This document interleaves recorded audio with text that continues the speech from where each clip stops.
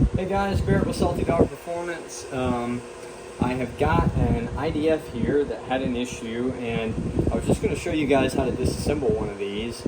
I've already had it apart, and I think I've fixed the issue without having to actually replace anything in here, and I'll show you what happened with that. But it's pretty simple to take apart. I will state that this guy right here, this is an 8mm Allen. That is pretty difficult to take off, so what I did is I took and put this part into my vise. Wasn't able to use soft jaws on it because it is round, but I didn't have to put too much torque on that, and you can see the paint didn't get damaged or anything, just to break that one out. So that's actually going to be the first one that we're going to take out. Again, that's an 8mm Allen, and because I just had it off, should be able to just get it right back off of this.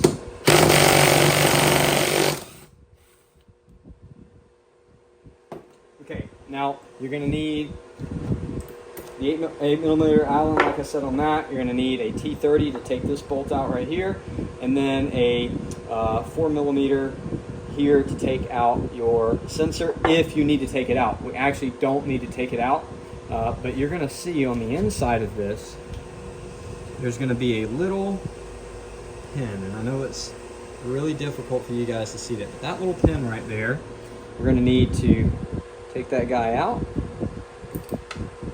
Make sure that we don't lose that. And then we're going to have to take out this T30 right here, because that actually has a locking pin that holds our little lever mechanism to actuate. The actuator pushes down and moves our shift fork here in and out. You can see now that I've got that pin out of there, it moves really easy because it's not connected into the sensor. But once that sensor is connected to it, this is actually spring loaded, and that's what engages and disengages the IDF. So we'll go ahead and take off this.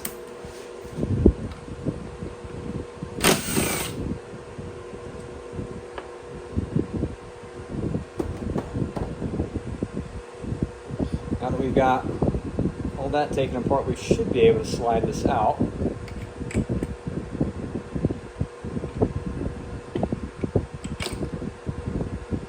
Yep. Now, you can see there's other gears and stuff in here, bearing on the inside there. So all of these are different pieces that can be purchased individually to go inside of there. We got a snap ring in here as well that we can take out these little bearings and stuff. Another gear here as well, but we're not going to worry about those. So this is essentially like a little transmission. So this is the part that actually got messed up, and I showed you guys in the last video that this collar had actually separated away from this gear. So the way that this works, as you can see, there's a little, let me get it to focus, there's a little dimple right there, and then an oil hole there, another dimple, oil hole, and then another dimple right there, and another place for oil as well. So the small holes that are there for oil to go through sort of lubricate this while it's inside of the fork. And then those little dimples actually just press fit this onto the shaft here. So you can see I went ahead and put it back on here, and I just used like a center punch to keep pressing it in until I got it to where it would fit on here. It does have a little bit of wiggle room on here, so I'm going to keep pressing it more just to make sure that it's on there.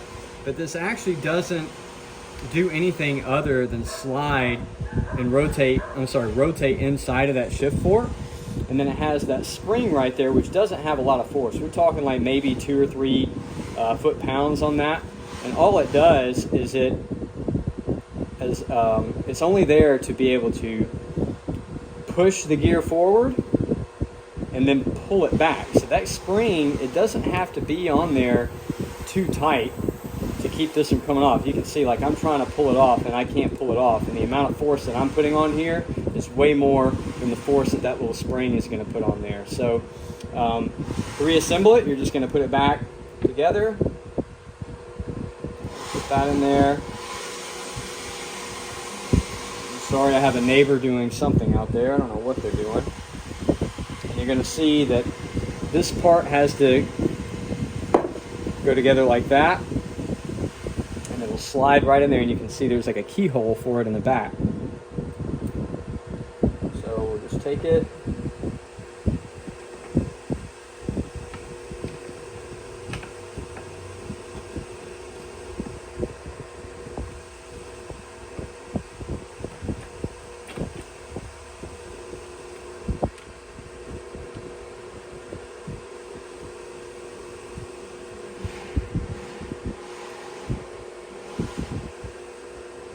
take our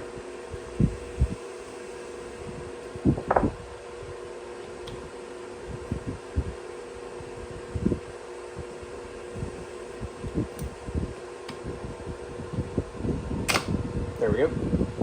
So I have to kind of finagle it a little bit. Now, once you get back to this position, it's kind of difficult to see, but you can see the metal pieces right there.